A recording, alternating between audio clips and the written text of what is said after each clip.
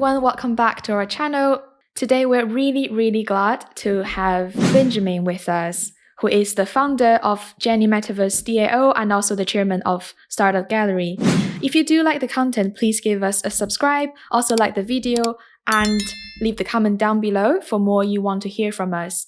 All right, so welcome, Benjamin. Would you mind giving a brief introduction of yourself? Sure, pleasure. So my name is Benjamin. I'm founder of JennyDAO, which is a group of people who are aligned by the Jenny token and who buy NFTs, and who fractionalize them on a platform called Uniquely. I'm also chairman of Hong Kong's first physical permanent NFT art gallery, which is a gallery in K11, when we just had our official opening. Wow, congrats. Thank you. It got a lot more attention than I was expecting.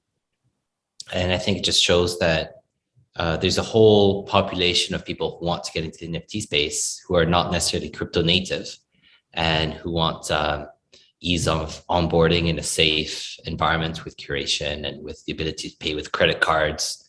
And this is what the gallery is offering. It's at K11, which is Hong Kong's nicest mall, out on the Kowloon side. I've been involved in a few things before. I worked a couple of years at Binance. And before I was working in investment banking. I worked at BNP Paribas and Deutsche Bank and some others. Yeah, so everyone who's based in Hong Kong, whoever, go to Hong Kong for visiting, alongside your shopping, feel free to, drop by to the gallery. Yeah, it sounds such a cool concept. Yeah, like it's the first NFT, the first digital art gallery in Hong Kong.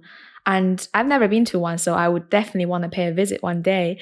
And you mentioned that you were doing, investment banking, and you were involved in loads of, other like traditional investment or like banking system before for like almost a decade. So how did you get into crypto? In Hong Kong, there's a very vibrant crypto community. And I was doing investment banking in Japan. And Japan is actually the birthplace of many of the greatest companies in crypto nowadays. It's kind of funny, there was this community of foreigners in Japan who really led the way, probably from 2013 to about 2017. And so a lot of guys like CZ from Binance, there's Roger Ver from Bitcoin Cash, there was Mt. Gox with Mark Karpelès, the founder of MetaMask. A lot of these people spent a lot of time in Japan. And unfortunately, I was not part of that circle. I came in much later into the crypto space. It's really only in 2015 when I moved to Hong Kong that I started getting integrated with some of the actors over here. And there were already some pretty big things happening. I think there was Block One, which was making a lot of noise. I think we know by now that EOS is not a very good blockchain, but I think if you look at 2017, 2018, there was a lot of excitement and a lot of very intelligent people were working on that. There's multiple exchanges that were based in Hong Kong. Some of them have left. Some of them are still here. So there's Hong Kong's really a great place to be doing crypto. And so 2016, I started looking at this full time. The NFT space has been very different. I think now NFTs are very exciting, but for the past 3 years, it's been a pretty boring space. I think we had CryptoKitties, which did well for a very short period of time. And then the space was just dead for 3 years. OpenSea with 10,000 volume a day, even just a year ago. So that's just like nowadays having, one small NFT sale per day. And the person who really opened my eyes was the chairman of Animoca Brands, a guy called Yatsu. And he was very stubborn, but he believed in digital ownership rights. He had a long career developing mobile games. And he really thought there's a need to be able to spend money in games and be able to keep them throughout your, beyond the short life of a mobile game. And he's just stubbornly kept on investing and kept on building within the NFT ecosystem, at which point by now Animoca Brands is one of the dominant players in the NFT space. And so I've been following very closely what they're doing. And about a year ago, I started thinking, I think there must be something around NFT fractionalization. I think NFTs are fun, but if you could fractionalize them, then you could bring all of DeFi to NFTs, and that would be much more exciting. And I started exploring at all the different solutions. I came across Uniquely. I became a contributor to Uniquely. Uniquely was a community run project with a fair launch. And I started getting involved and building on top of Uniquely. And this is where JennyDAO came in. JennyDAO is a DAO which raised money to acquire NFTs and to fractionalize them on Uniquely. So we're I guess Uniquely would be the mothership, and JennyDAO is one of the many fractionalized token collections built around the platform. Interesting. I'm surely it's getting on track. Like you said, like the community has been changing so much for NFT and also for the whole crypto, industry. So I'm hoping Jenny has brought a new energy into, the whole sphere. So as we all know, like Jenny is the first Metaverse DAO, which is the centralized autonomous organization and the social token on Uniquely. So what is the idea behind it and how does it work like exactly? Sure. So there was a token sale which raised $7 million, and most of that money is used to buy NFTs. The decision process happens through a vote. So it's community-based decision making, and the funds themselves are controlled by the community as well. It's in a multi-sig, where even I don't have majority control, or me and my partner don't have majority control, and the majority of the keys are held by members of the community. So the funds are held by the community. The decision making is done by the community, and so far, I think what the community has come up with is quite exciting. I think we're starting to put together a very good collection. We've spent roughly about half of the funds, and we've already accumulated, I think, some of the pieces which are going to be masterpieces of the NFT movement. We've got Sarah Zucker, who's really one of the OG members of the space, who custom made an NFT for the JennyDAO. We had Steve Aoki and Blau, the DJs, who made a song called Jenny and made a one-of-one NFT for the JennyDAO. It's a really cool song. It's called Jenny, but then we've also got this robotic voice that talks about Jenny. So there's really a whole movement being built around JennyDAO, not just from the community members, but even from artists from the outside world who want to participate in DAO and get exposure and contribute with custom-made work.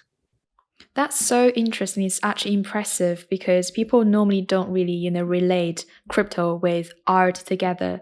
But NFT makes it happen. And also, like you said, you worked closely with lots of famous artists, or maybe, some graduates, or anyone who's talented and willing to, contribute to the community and the sphere and the whole, concept of Jenny. So why Jenny?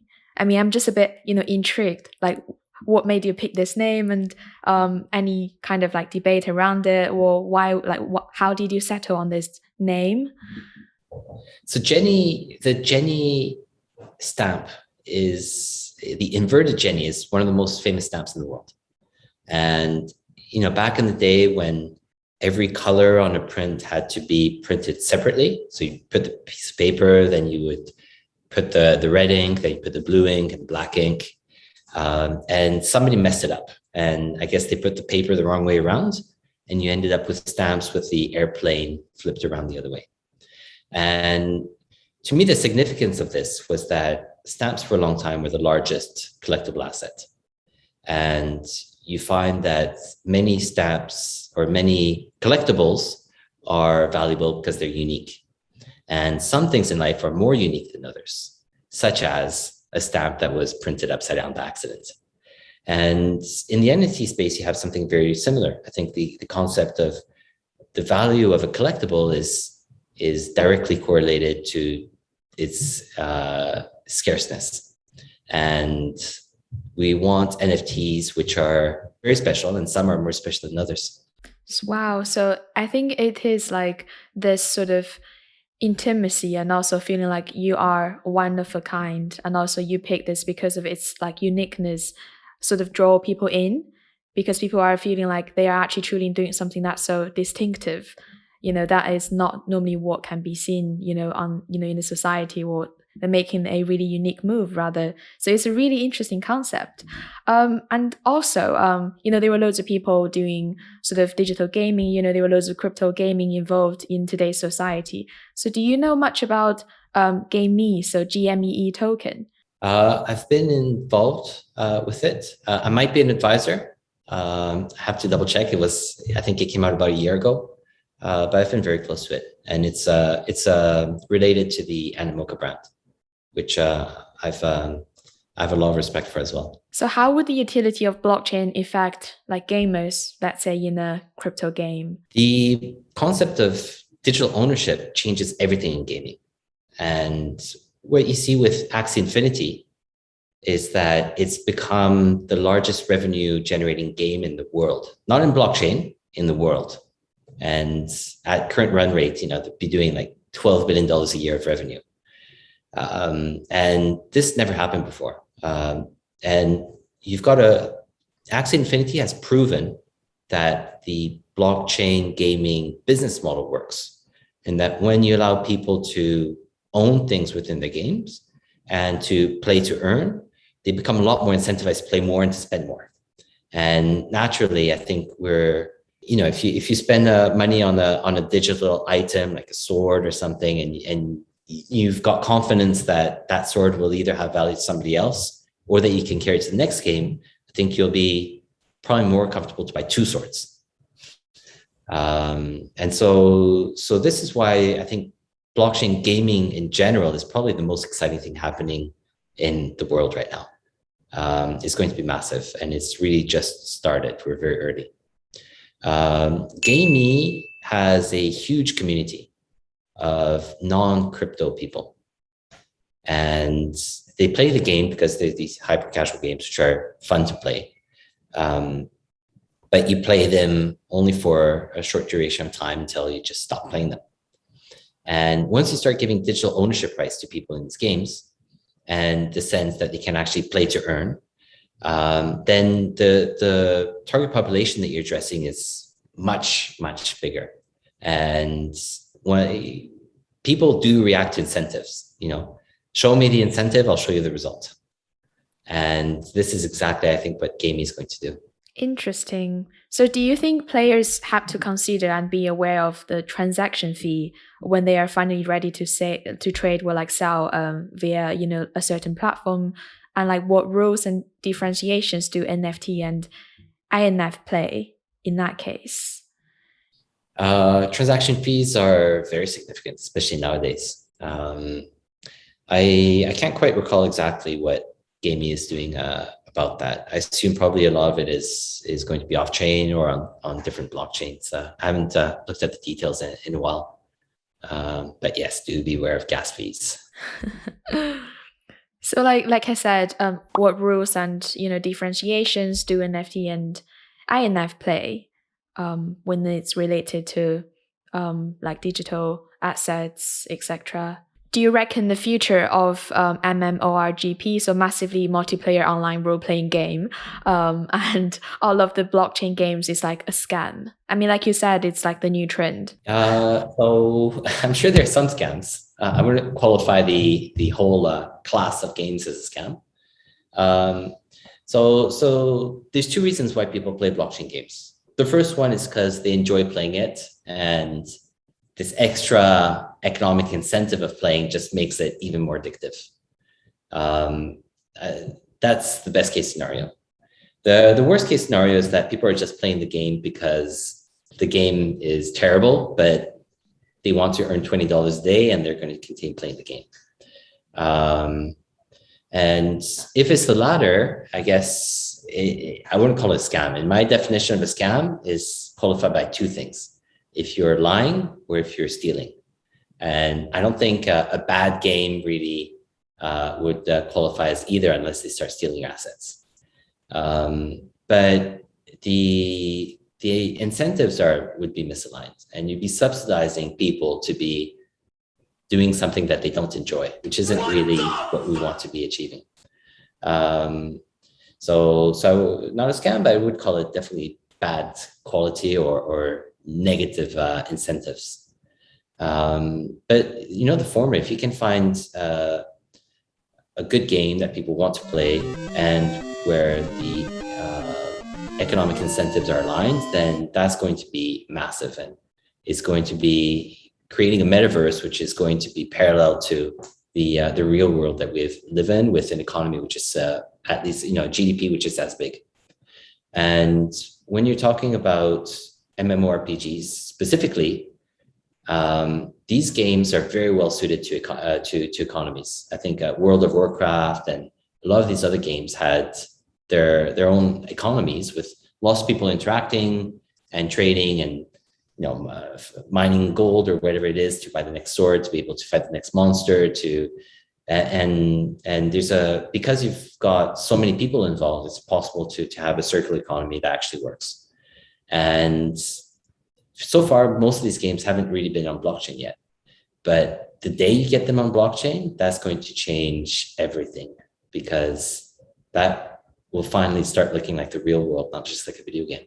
Yeah, I do agree. And since we're talking about some of the crossover between, you know, just crypto enthusiasts and also gaming audiences, would you mind briefly sharing with us your thoughts on maybe the good, the bad, the pros and the cons, and the truth of cryptocurrency in terms of video gaming? So in the future of video gaming, how will they interact, and maybe the pros and cons? I can't think of any cons. I'm sure there are some. I think the new, you know, I'm an old person. I grew up in France, and back then we didn't have computer until I was 14 years old. Back then we had the Minitel, and the Minitel was this little box before the internet, or before people had internet at home. There was this little box which was provided by France Telecom, where you could search for information, and it was so slow that every line would show one by one where the text would pop up, and it was all text-based. It was anyways, it's just to show that I come from a very different generation, before Facebook, before a lot of these other things came out. But the current generation is going to be metaverse native. And, you know, you've already got pre-adolescents who are spending a lot of time on Roblox, for example, and have their friends on Roblox, and spending a lot of money on dresses or on bakeries in Roblox. And to them, they're going to be growing up, and it's going to be fully natural to be fully embedded in the metaverse. And they don't even think of it as a parallel life anymore. It is part of their life. And for these people, I think having, you know, the metaverse is going to be powered by the blockchain. I feel like an old person, and I grew up with my first computer I got when I was 14 years old. But for the current generation, it's very different. They are metaverse native, and you've already got pre-adolescents spending a lot of money and lots of time on games like Roblox, where you buy virtual dresses and own virtual bakeries and have your virtual friends. And I think for that generation, the idea of the metaverse is not going to be parallel life. It is going to be their life. And the metaverse itself is going to be powered by the blockchain, because you need digital ownership for the metaverse to work. And once that becomes a fundamental part of their life, then cryptocurrency is not just going to be about speculation and hoping that Bitcoin price goes up or down, depending on how you're positioned. It's really going to be a fundamental tool which lubricates the whole interactions that they have in their day-to-day life.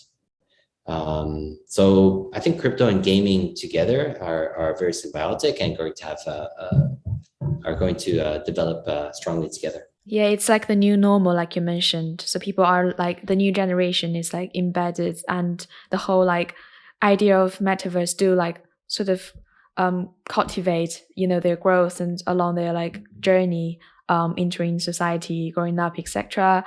And there was a piece of news that recently caught my eye, and I'm sure it probably has, you know, caught yours as well, which is the about the cyber Shibas. Do you know much about it? Yes, I do. I think it's received a lot of attention. Fractionalization of these popular photographs has reached like $300 million or something crazy.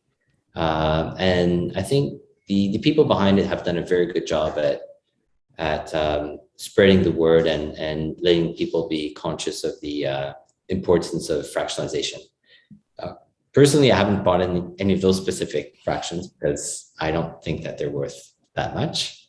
But this is just a personal opinion. But I think in terms of where the industry is leading, I think that it's been a very positive moment. So we are aware that it was set to add, like a Cyber Shibas was set to add Shiba and new NFTs to the whole list of digital art in the market on 7th of September. Which was not long ago. So what effect would they bring to the whole crypto community? Fractionalization itself is a very important concept because it brings everything that we know in DeFi into the NFT space.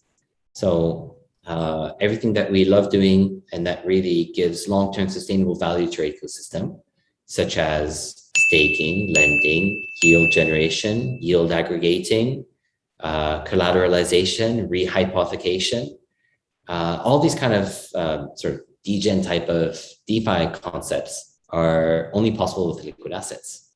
And if you want to do that to the NFT space, you need to create a liquid equivalent of an NFT. And that only becomes possible with fractionalization.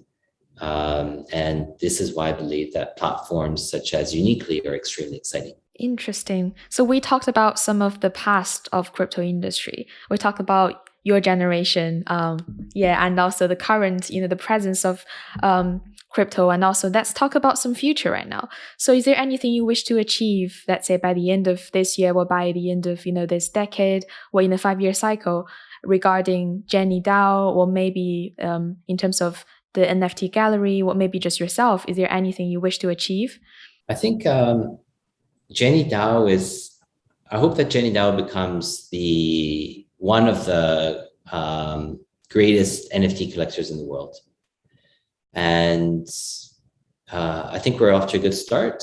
We've got amazing thought leadership within the community. I think some of the most important NFT people are involved. But I really like to see it go further.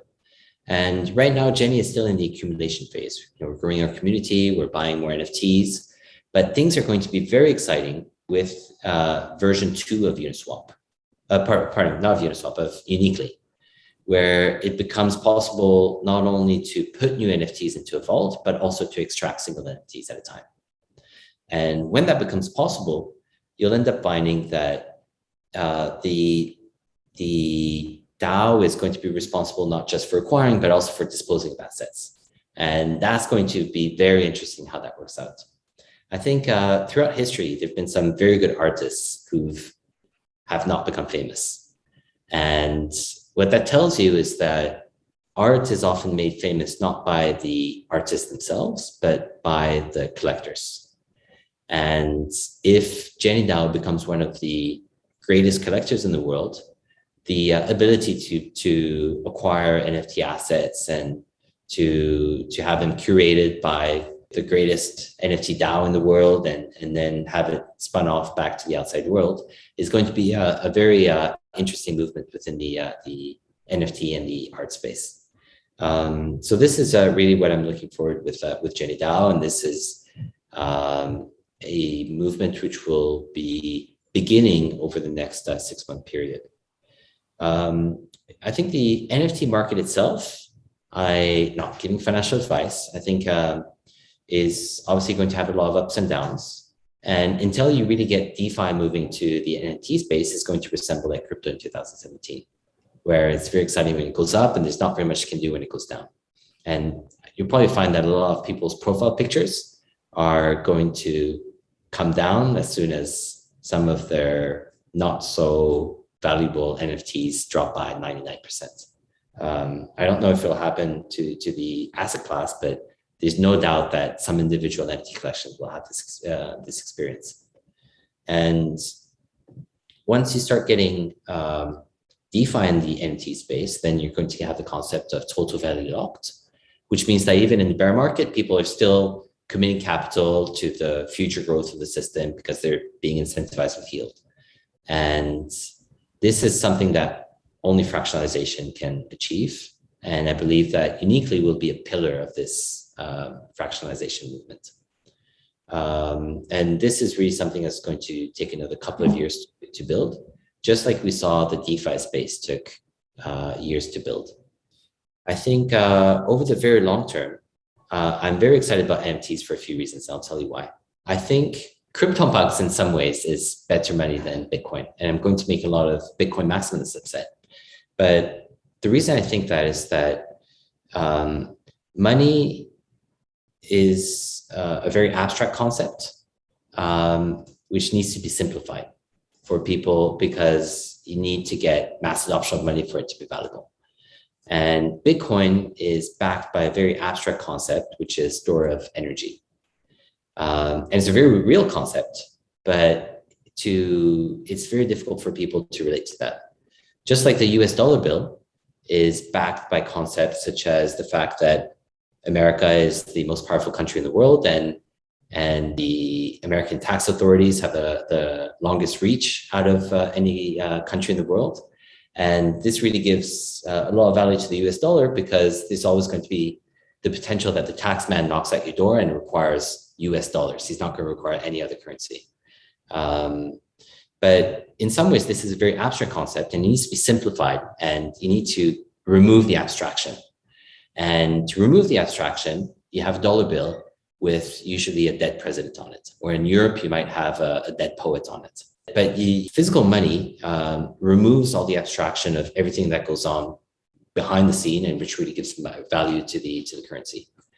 Bitcoin is a very abstract concept, but CryptoPunks are not. CryptoPunks are cool-looking monkeys, which are very visual, and that 8 billion people on Earth can very quickly relate to. And if you could have a currency which was made of fractionalized CryptoPunks, I'm convinced that it would become a much greater currency than Bitcoin ever will be. Wow. I mean, we shall see. And thanks for sharing with us with all your insights and personal journeys and everything. I mean, loads of people in the industry could maybe classify or like regard themselves as investors, developers, researchers, or professors. But I think you are a curator. You create NFT art and you create, let's say, Jenny. And I wish you all the best, for your journey. And also I wish Jenny all the best. It's like you said, you've been off a good start, and I'm hoping everything will only get better, and surely it will be. So thanks for coming along today with us. And is there anything you want to share with, the audiences? Sure. Yeah. To join the JennyDAO, you need 1 Jenny token. And you can join our exclusive Discord channels where you get to discuss with other thought leaders in the NFT community.